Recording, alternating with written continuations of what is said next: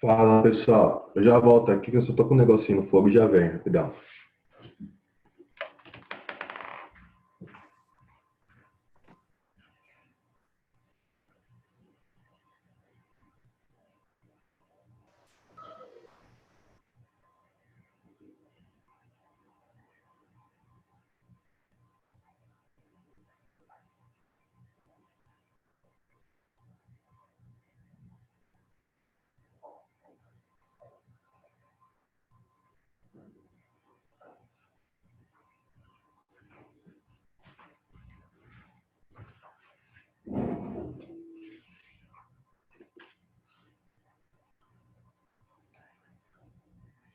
E aí, meus queridos e minhas queridas, como é que vocês estão? Oi, Sor. Oi, Sor. Tranquilinha?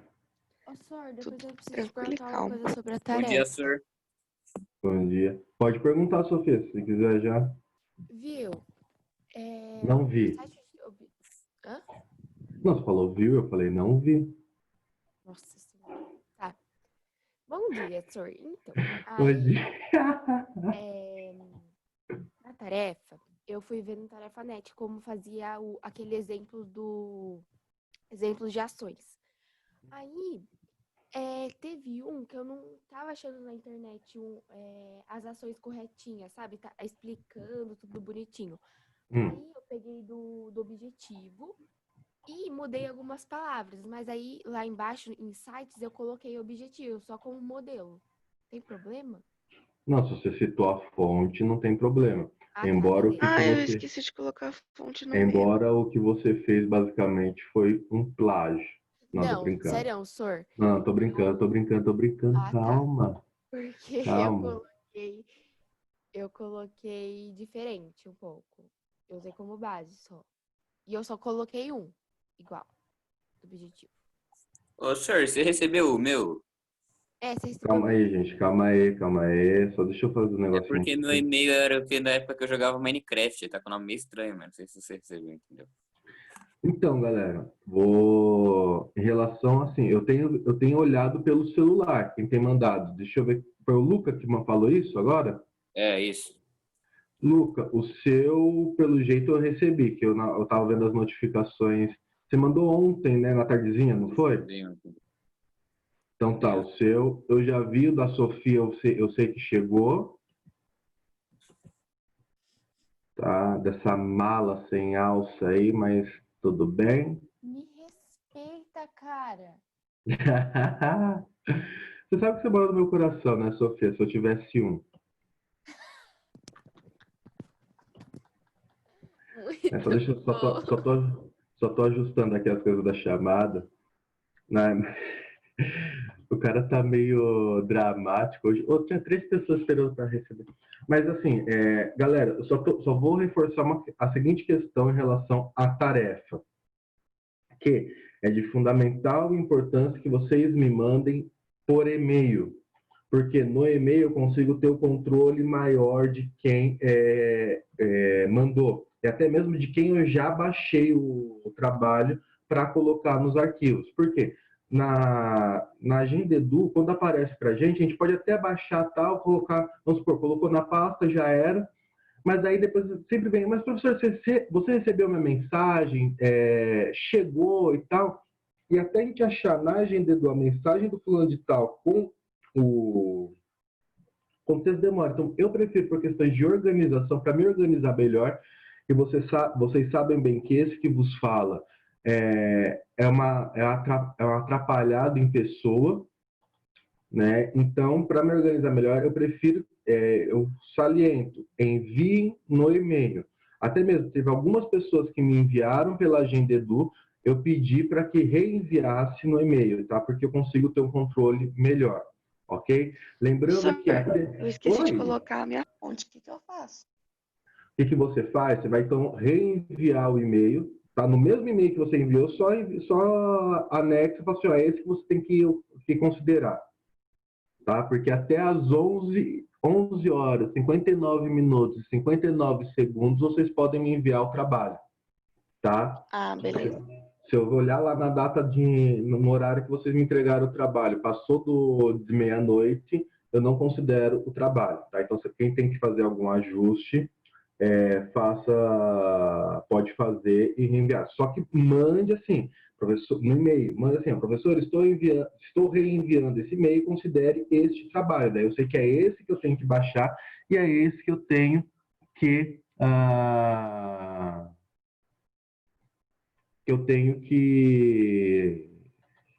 que dar a devida nota, beleza? Em relação ao trabalho, mais alguma dúvida? Não. Não, sim, né?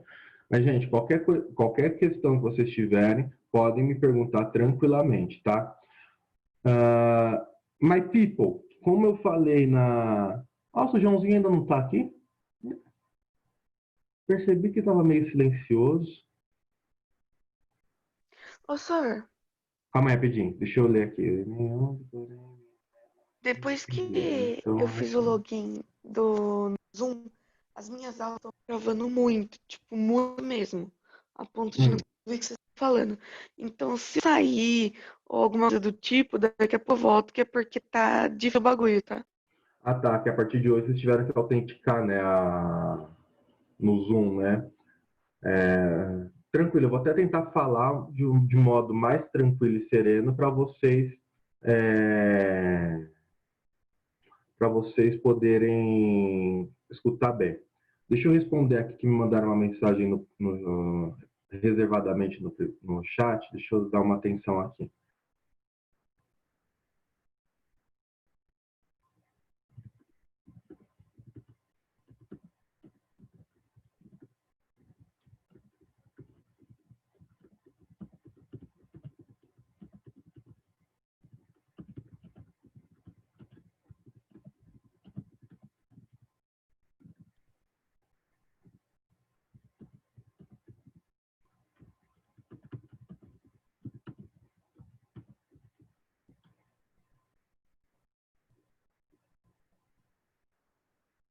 Então, vamos lá para a chamada. Deixa eu compartilhar aqui, então, a planilha.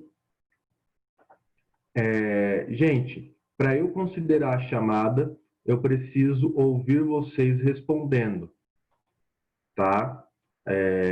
Aí, em casos de exceção,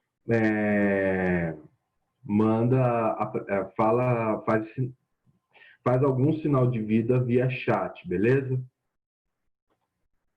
Vamos lá. Ana Coelho. Eu. Tô aqui. Ana Pereira. Arthur.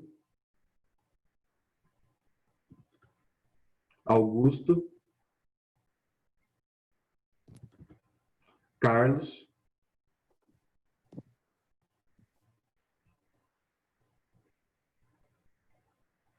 Carlos.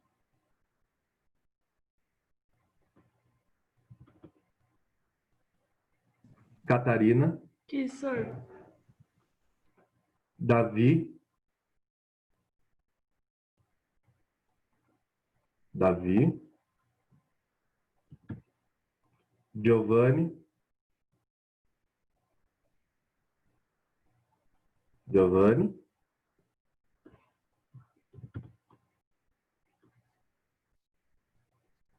Eduardo.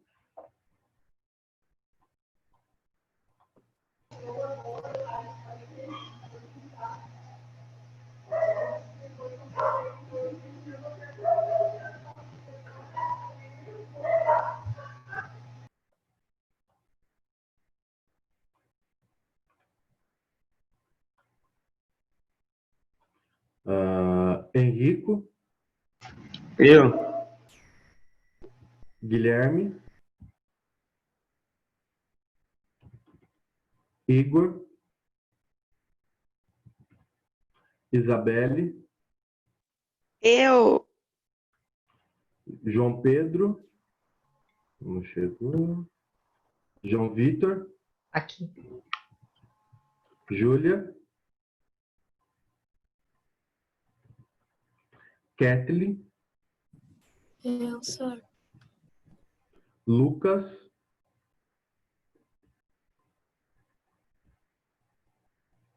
Lucas não tá aí? Deixa eu ver. Ô, Davi, você que chegou agora, dá um sinalzinho de vida aí para poder depois colocar a presença para você, beleza? Luca. Eu. Marcos. Pedro. Tô aqui. Sofia. Eu. Gabriela. Eu. Davi, tá tudo em ordem aí? Dá um sinalzinho de vida aí, se responder Tudo a certo. chamada. Tô aqui. Beleza, então. Já alterei aqui. Bom, estamos, então, em um número bom de participantes. Deixa eu já salvar aqui a chamada. Bom, gente, hoje a gente vai começar a trabalhar aí sobre a Revolução Chinesa. Tá? Essa semana a gente vai tratar sobre a Revolução Chinesa. Hoje, qual que é a ideia da aula? Eu fazer um recorte histórico sobre a situação da China. A gente vai ver até o massacre de Xangai. Aí, na sexta-feira, a gente vê a longa marcha, né, que são os que se tem a Revolução Chinesa e a Revolução Cultural, que é muito importante também para a gente entender os desdobramentos da Revolução Chinesa, tá? E da Guerra Fria. Antes de começar a aula, eu já vou falando. Para vocês que amam aqueles meus trocadilhos, para vocês que amam aquelas minhas associações com nomes, né? Aquelas coisas, quando eu falo, vocês baixam a cabeça e baixinho falam, nossa, professor, e hoje vai estar repleto a aula com essas coisas, tá? Eu juro que eu tento me controlar, né? Mas aproveitando a imagem que está na foto do Davi, mas a força é maior, né? O lado obscuro acaba sendo maior, eu acabo fazendo esses trocadilhos, tá? Não me julguem. Só mais uma coisa que... Fica mais dinâmica a aula, assim. Fica mais legal. Só também, eu esqueci de falar na outra sala, e já vou aproveitar para falar aqui nas demais aulas.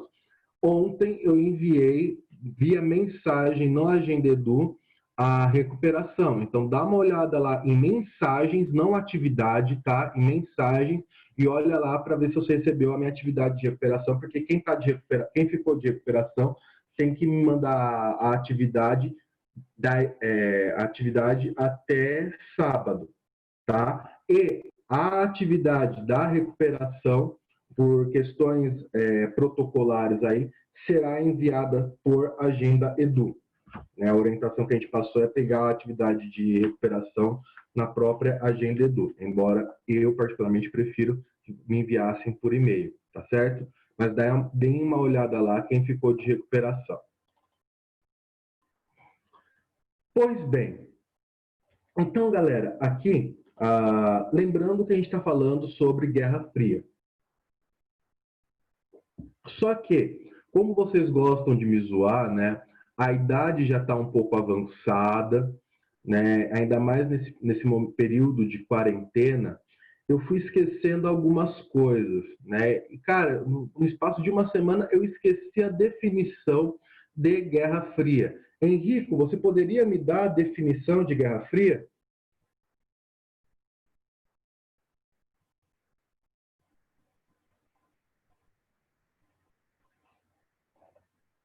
Posso falar, senhor?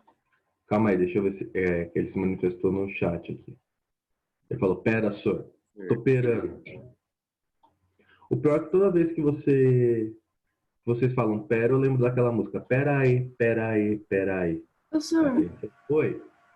vai repetir as pessoas que já foram ou vai deixar para as pessoas que ainda não falaram? Ah, cara, eu tô no modo aleatório.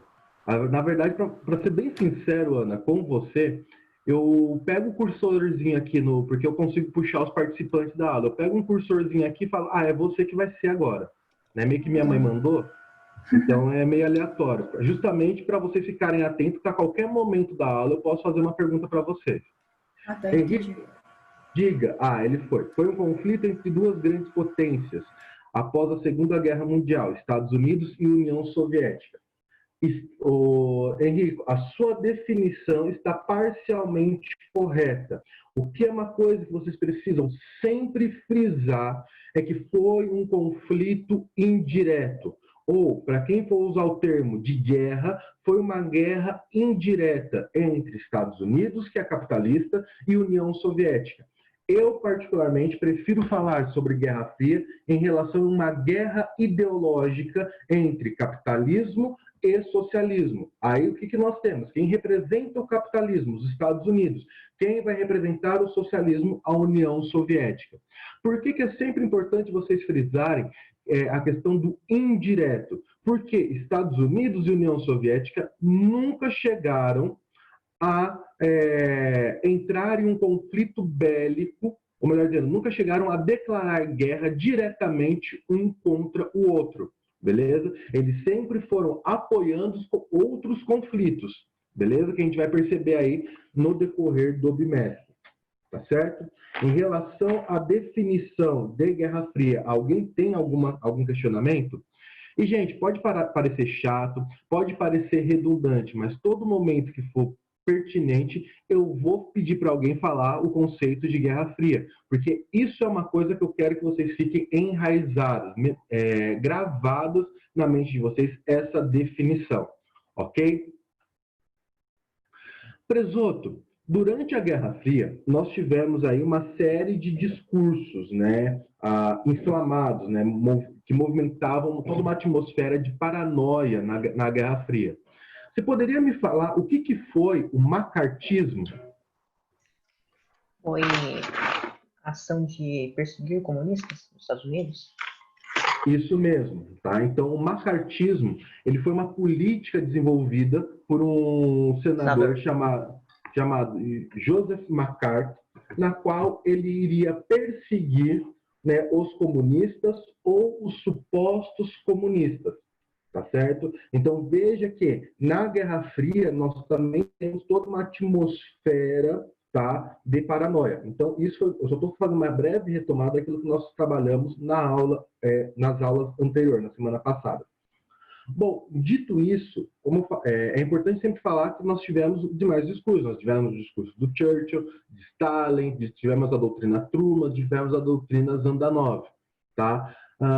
Falando em doutrina Truman, Catarina, você poderia me falar qual que é a essência da doutrina Truman? Ou seja, qual que é a parte central o que fala a doutrina Truman? Eu trabalhei no finalzinho da última aula. Então, senhor, eu não Não lembro. lembra? Não precisa ter vergonha se não lembrar, tá, gente? Tá?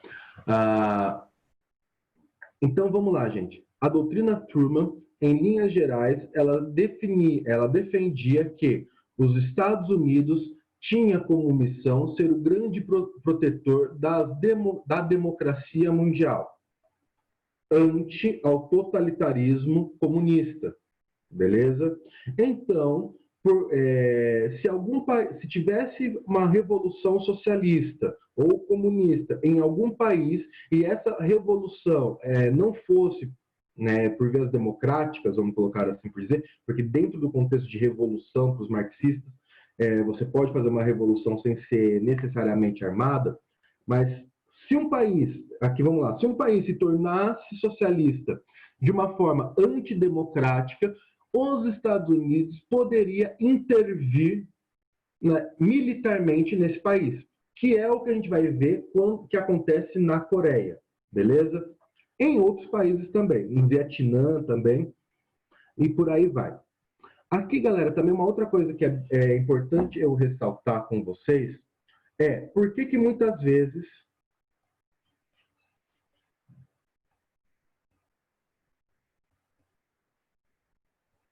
desculpa, gente. Por que muitas vezes eu uso o termo socialista e comunistas para falar sobre o mesmo grupo de pessoas? É que aqui nesse caso, não é... Aqui nesse caso, ser socialista e ser comunista é a mesma coisa, tá? Nesse contexto de Guerra Fria, beleza? Lembrando que a gente já estudou no ano passado o socialismo utópico e o socialismo científico e vimos que no socialismo científico há uma pequena diferença entre o socialismo e o comunismo, beleza? Mas, para o contexto de Guerra Fria, nós podemos falar socialista, colocar no mesmo grupo socialistas e comunistas, tá certo? Para facilitar aqui o nosso discurso. Beleza? Até aqui, alguma dúvida? Não, senhor. Pois bem, vamos lá. Vamos começar o show do Emílio em trocadalhos. Pô, Sofia, você vai sair rapidinho? Não, você não pode sair da aula. Agora que vai começar o show do senhor, Sofia? Não. Dá uma madeira para ela e já era. Deixa ela de canto e fala assim, ó, fica quieta aí, vai. Já era. Vou sair da aula, vou tirar o fone aqui. Eu vou deixar o coisa aberto, mas eu tô escutando, mas eu não vou conseguir falar nada. Eu tô no computador. Ah, tá certo. Você só queria falar que você não iria falar mais nada. Beleza. Mais ou menos isso, brincadeira. Eu já volto, rapidão. Então, gente, o recorte que eu faço histórico da China é a partir da China do século XIX, e óbvio que a gente não vai estudar, não vai fazer uma história da China, tá? Porque é uma história milenar, a gente não daria conta de falar sobre a história da China, a gente poderia ficar um semestre só falando sobre as dinastias que governaram a China, né? A dinastia Ming, e por aí vai, mas não é o caso aqui. O que a gente precisa entender? É que lá no século, lembra lá de novo, vejam só como questões que nós estudamos no ano passado estão voltando aqui para vocês. Lembra lá que a gente estudou sobre o imperialismo e o neocolonialismo? Né? Alguém lembra disso? E o medo de alguém falar que lembra e eu perguntar o que é, então. Vamos lá. Davi, meu amigão, tá aí?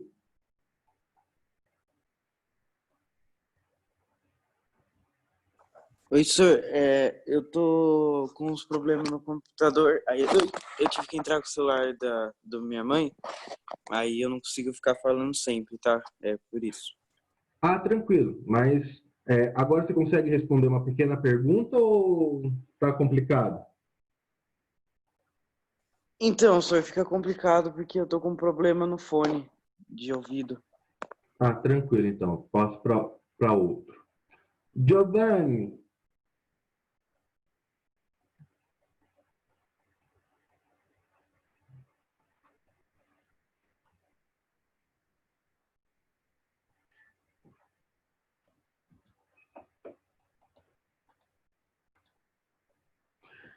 Vamos lá. Quais eram as nações que desenvolveram o que nós chamamos de imperialismo e neocolonialismo? Lembrando que quando eu falo sobre imperialismo e neocolonialismo, eu estou me referindo lá àquele fenômeno que acontece após a Segunda Revolução Industrial, que tem a partilha da África e da Ásia, tá? Quais são as potências imperialistas nesse momento? É isso que eu quero que você me responda.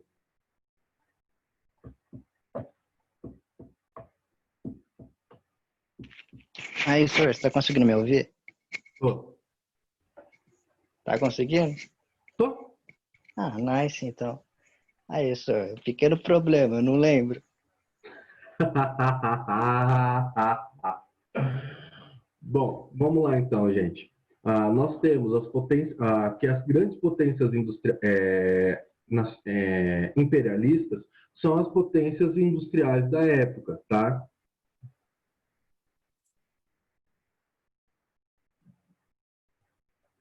Nossa, presoto. Você mandou uma aqui que, olha... Mas vamos lá.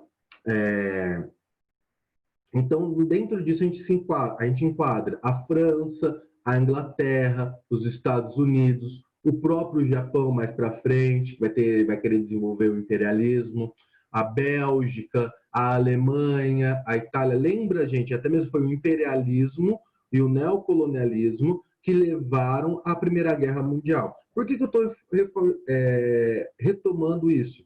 Justamente porque a China, no século XIX, ela vai ser dominada por esse imperialismo.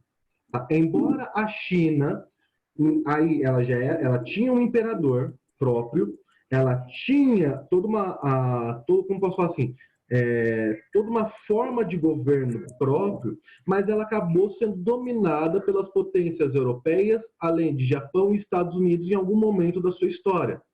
É só vocês lembrarem, por exemplo, a questão das grandes navegações. Por que a gente tem as grandes navegações? Porque eu quero um caminho mais fácil para chegar na região que eles chamavam de Índias Orientais, que pegava a atual Índia e a China. Né? Lembra a questão da seda, da porcelana? Né? Então, eram coisas que eram interessantes para esses comerciantes trazer da China. Então, a China ela foi, a gente pode falar que economicamente, tá, dominada por essa visão imperialista dessas potências que eu já citei. Por que é importante a gente ressaltar isso? Porque quando a gente dá um salto histórico e vai lá para o comecinho do século XX, nós temos que um carinha lá na China chamado Sun Yat-sen, e aí a gente já começa... Fala, Isa. Quando vem um soro e 3 pontinhos, é que lá vem bomba. Não, doutor, é que eu preciso falar. Eu não tô conseguindo assistir a aula, porque tá travando muito. Então eu vou sair pra ver se eu consigo resolver, isso. E ainda não assisto a aula no Moodle. Ô Isa, tenta logar e deslogar. No seu caso, deslogar Beleza, e eu vou logar, tentar. tá? Então vamos lá. Para vocês gravarem o nome dessa preciosidade, eu preparei uma coisa muito bacaninha para vocês. Tá? Eu não lembro se é bem assim que se escreve. Né? Não lembro bem assim se escreve no inglês, mas lembre, a primeira coisa que vocês vão precisar lembrar é do sol. Eu acho que só em inglês é assim que se escreve, que é professor. Aí, cara, vamos lá. Esse carinha aqui era patrão. Então, ele ficava no seu iate. E não tem como você ficar nervoso se você está tomando sol no iate. Então, você vai ficar zen. Então, Sun Yat Zen. Vale. Lembre disso, vocês sempre vão gravar o nome desse carinha. Você extrapolou, senhor. Nossa, Foi senhor, além. você foi além. tira ideias Tirou incríveis, da senhor. onde, Incríveis, gente? incríveis. Você tirou isso da onde? A gente surge das vezes. É que eu não me Misericórdia. mandou aqui, mas vamos lá. Senhor, Continuando. mas muito bom, meu senhor, muito bom. Então, o iate, ele forma aqui o Kuomintang, tá? Aqui, para vocês lembrarem, é que os chineses eles gostam de comer suco de pacotinho, né? Kuomintang. Eu vou parar com isso. E o pior é que está sendo gravado. Eu estou imaginando alguém assistindo mais tarde isso com o pai do lado e vai falar: esse é meu professor de história. Ah, então, o Kuomintang é o nome que a gente é o nome chinês para Partido Nacionalista do Povo.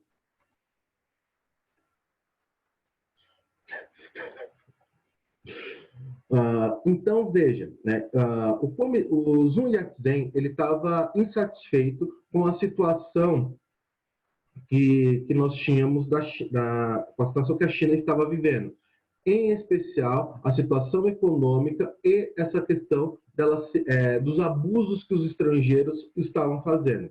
Então, aqui ele vai se apoiar no discurso nacionalista, tá? Que é um discurso que no período está em voga. Tá? Lembra que no início do século XX, aqui a gente ainda não teve ainda a Primeira Guerra Mundial, mas nós temos os países se fechando em seus nacionalismos, tá? E até mesmo é uma questão do nacionalismo que deságua, melhor dizendo, na Segunda Guerra Mundial. Então, quais que eram as propostas do PNP, né? Partido Nacional do Povo ou Kuomintang? Reformas econômicas, eles eram contrários aos estrangeiros, tanto que Yat-sen ele não queria ninguém brincando no seu iate, ele queria que todos os estrangeiros fossem expulsos da China, tá? E também ele queria a renúncia ou a deposição do imperador até então. O nome do imperador é Tu Yi. Vou escrever aqui para caso alguém esteja anotando.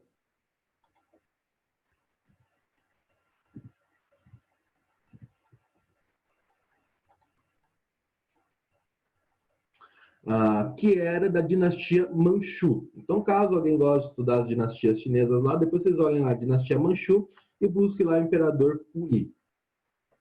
Com isso, então, nós teremos que o Kuomintang, em 1912, irá fazer a proclamação da República Chinesa, tá? Sendo assim, o líder da China passa a ser Sun Yat-sen. Por que também aqui eu estou usando a denominação líder?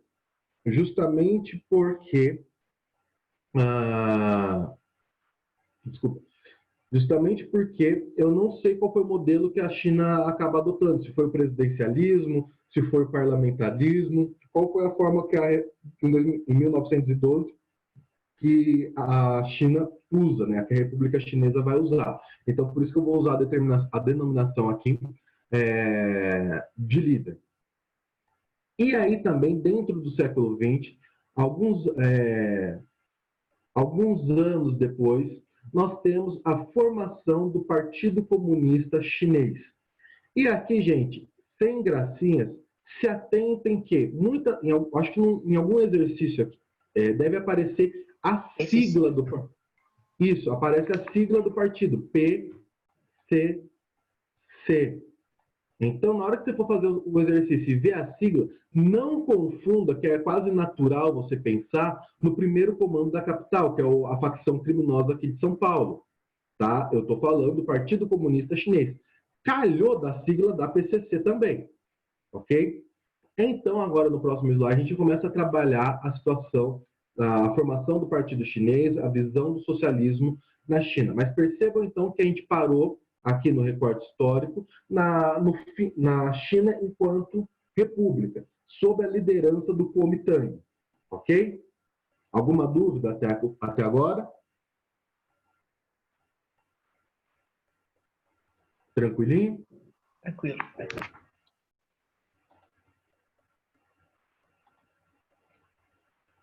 Essa parte é bem tranquila, não tem muito o que... Aí vamos lá. O Partido Comunista Chinês, ele vai ter como seu líder, né, e também como um dos fundadores, esse carinha aqui, Mao Tse-tung. Aqui do Mao Tse-tung foi dos comunistas aqui, foram um dos poucos que eu não consegui achar alguma analogia, alguma associação curiosa para fazer.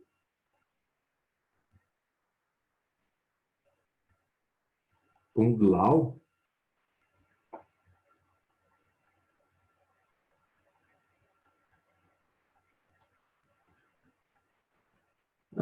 Ô Júlia, fala pra ela, beleza, então, que daí depois então, ela assiste a aula no Moodle. Ô Presoto, na moral, sem brincadeira e sem graça, não acaba desviando muito o tempo. Daí depois só vê qualquer coisa se ela... Ô Júlia, só fala pra ela tentar entrar em uma outra aula, né? Ou se ela não tá conseguindo sequer logar no Zoom, para ela entrar depois de qualquer coisa em contato com a escola, para ver se a escola consegue dar uma orientação para ela, tá? Em relação a como resolver esse problema. Então, o que nós vamos ter? Né? O Mao Tse-tung ele vai liderar o Partido Comunista Chinês até 1976. Tá? Então, ele é líder desde sua fundação em 1921 até 1976. Mas ele não funda o partido sozinho. Ele funda o partido juntamente com Chu Enlai e Lin Piao. Né? Aqui eu até pensei, né? É o Lin Boiadeiro, né? Peão. Segura, peão. Mas vamos... Não pegou muito na hora. Giovanni voltou. O que acontece? Aqui é importante a gente observar que... lembra lá, quando a gente vai falando sobre os pactos e acordos políticos, que a União Soviética ela forma um escritório para organizar os partidos comunistas ou socialistas ao redor do mundo. Então, é óbvio, quando você tem a criação do Partido Chinês, você tem uma ligação muito grande entre o Partido Comunista Chinês e União Soviética. Mas nós veremos isso na sexta-feira, que posteriormente eles vão romper. Tá? O Mao Tse-tung rompe com os soviéticos. Tá? Até mesmo porque, pelo estilo, pela visão de como se deveria se aplicar o socialismo na China, tá? Porque Mao Tse-tung ele vê uma via diferente de aplicação do socialismo, tá certo? Porque, qual que é essa via? É por meio, então, de uma revolta no campo. Deixa eu ver aqui o... Então, ele fala assim, que a revolução socialista, a luta de classes, tá? Lembra a luta do proletariado contra a burguesia, deveria ser feita por meio de uma revolução camponesa. E é justamente esse estilo de pensamento que vai falar que essa via é a via maoísta do socialismo, ou para o socialismo, tá? Que é a revolução campal. Por que maoísta? Por causa de Mao Tse-tung. Agora, alguém ainda está pensando, mas professor, por que ele desvia das orientações da União Soviética? Aqui a gente pode colocar um aspecto. Deixa eu ver aqui uma outra pessoa. Ana 16 Play. Tá aí? Eu. Vamos lá. A União Soviética era um país considerado uma população que vivia mais no campo ou mais na cidade? Mas, se não me engano, mais na cidade. Se nós pensarmos, justamente isso, se nós pensarmos que a União Soviética ela já era um país industrializado, né? A gente pode falar por dedução que ela tinha então uma maior parcela de pessoas trabalhando nas cidades, tá? Óbvio que lá a proporção da Rússia continental, tá? Óbvio que a gente vai ter pessoas que vão viver no campo, tá? Mas por que eu estou falando tudo isso? Fica fácil a gente entender por que a Revolução Russa foi uma revolução urbana. Porque os soviéticos, os trabalhadores, né, eram operários das indústrias, ok? Agora, já a China, ela tem uma estrutura social mais rural, mais agrária, tá certo? Então, Mao Tse-tung olhando assim, fala assim, cara, não faz sentido eu querer promover uma revolução uma urbana, porque lá na cidade é onde estão os burgueses. O proletariado está no campo. Tá? Então, aí a gente tem essa divergência entre o comunismo chinês e o comunismo soviético. E até mesmo isso, esse é um dos motivos que vai depois acarretar na separação entre China e Rússia. Beleza? E depois a gente vai ter no mundo, durante a Guerra Fria, presente 3 visões de socialismo. O soviético, o chinês e o cubano, que nós veremos mais para frente. Além de tudo isso, como a União Soviética estava orientando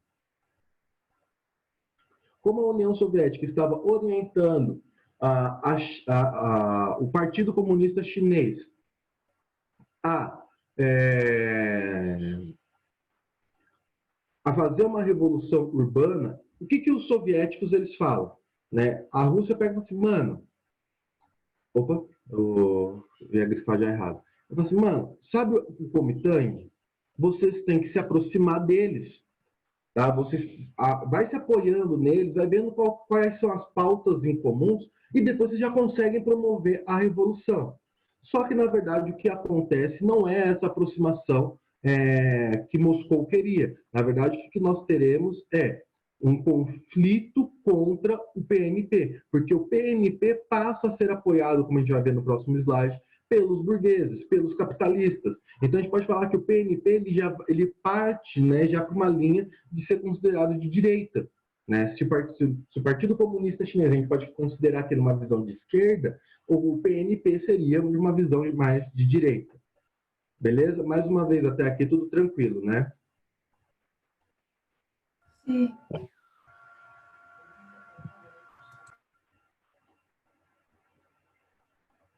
Alguém sabe o que aconteceu que a outra Ana saiu também? Normalmente ela fez isso, o senhor tipo, entra e depois sai. Tá, Nossa, é meio estranho. Só se atentem no seguinte, aquelas pessoas que me falaram que estavam saindo por problemas, eu relevo. Mas quem entrou, respondeu chamada e saiu, no final eu tiro a presença. Tem que ficar na aula o tempo inteiro. Oi. Se eu não me engano, tinha ela e mais um estavam fazendo isso. Aí isso aí no meio. Então, depois levem essa observação para ela, que se continuar hoje já vai receber falta e nas próximas aulas também. Bom, continuando aqui a explicação para conseguir terminar em tempo. O que vai acontecer? Lembra que o líder do Kuomintang, até onde nós tínhamos visto, era o cara do iate, né? Sun Yat-sen.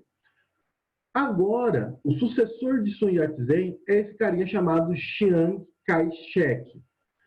O que é necessário? Uma observação. Eu não lembro se, durante a pesquisa que eu fiz, me faltou a memória aqui, me passou em branco, pesquisar se Chiang Kai-shek ele entra no lugar de Sun Yat-sen de uma forma democrática, tipo, é uma transição democrática, ou se Sun Yat-sen fica até a sua morte como líder do Kuomintang e depois Kai-shek assume.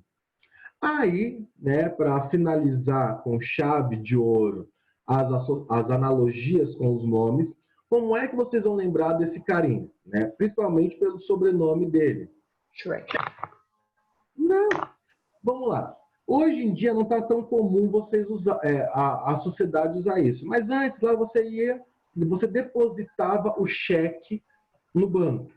Quando o dinheiro desse cheque entrava na sua conta, o que você falava? Que o cheque caiu. Então cai cheque, é o cara da grana, né? O cara que toda hora está caindo cheque na conta dele. Shrek melhor. Shrek melhor. Então, Chiang Kai-shek, ele passa a ser o líder do Kuomintang e, por conseguinte, o líder da República Chinesa. Kai-shek, ele vai repudiar essa tentativa de aproximação com o Partido Comunista. Na verdade, ele não vai querer o apoio do Partido Comunista, justamente porque Kai-shek ele tinha uma visão ainda mais conservadora, ainda mais nacionalista. Né? Eu acho que aqui Kai-shek, se não me engano, beirava ao ultranacionalismo. Ora, Por isso, então, que ele consegue o apoio da burguesia, né? Ou seja, o apoio, dentro desse caso aqui, das pessoas que possuíam dinheiro, tá? Aí, gente, Karchek, de um dia para o outro, ele pistolou legal, né? E ele falou assim, ó, quer saber de uma coisa? Comunista bom é comunista morto. E aí, em 1927, ele ordenou um ato que ficou conhecido como Massacre de Xangai, que foi o assassinato de milhares, não milhões, tá? Milhares de pessoas ligadas ao Partido Comunista. Você poderia ser ou não membro do Partido Comunista, mas se você tivesse alguma ligação com o partido, você seria executado, né? Então, Chiang Kai-shek, ele dá o aval, né? Ele dá autorização para o exército matar qualquer pessoa associada ao Partido Comunista Chinês. E aqui, né, a título de curiosidade, a primeira mulher e o filho de Mao Tse-tung morrem nesse massacre de Xangai, tá certo?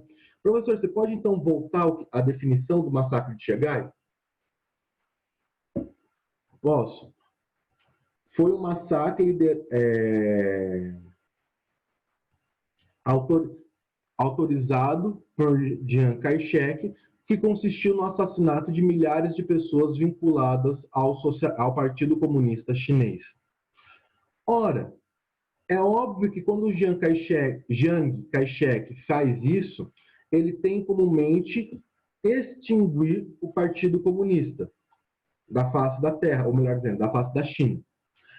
Só que, como a gente sabe o ditado, como diz o ditado, vaso ruim não quebra. O que os comunistas eles fizeram? Eles foram, então, se refugiar numa região, numa cadeia montanhosa chamada Jiangxi. Tá? E lá, então, eles fundam a República Soviética da China.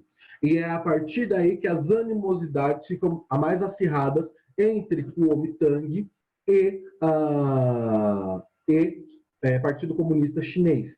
Né? Aí a gente começa, depois, na sexta-feira, a gente começa a ver que nós teremos aí a interferência dos Estados Unidos e da União Soviética também, ok? Mas era isso que eu queria trabalhar com vocês. Então, veja que a gente viu a trajetória que nós fizemos, vai desde o domínio das potências imperialistas da China no século XIX, até nós chegarmos aqui no século XX, né, já perto da crise de 1929, em relação aí à briga entre o Partido Comunista Chinês e Kuomintang.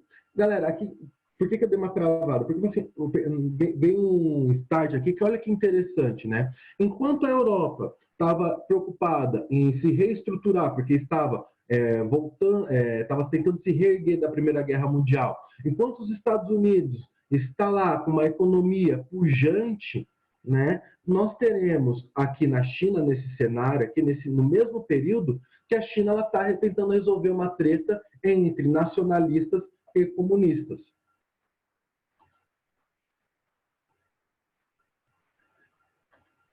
Alguma dúvida, galera, sobre o que eu expliquei hoje? Não, senhor, tranquilo. Então, não tendo mais nenhuma dúvida, tá? Eu agradeço aí a participação de vocês. Obrigada tá? a você.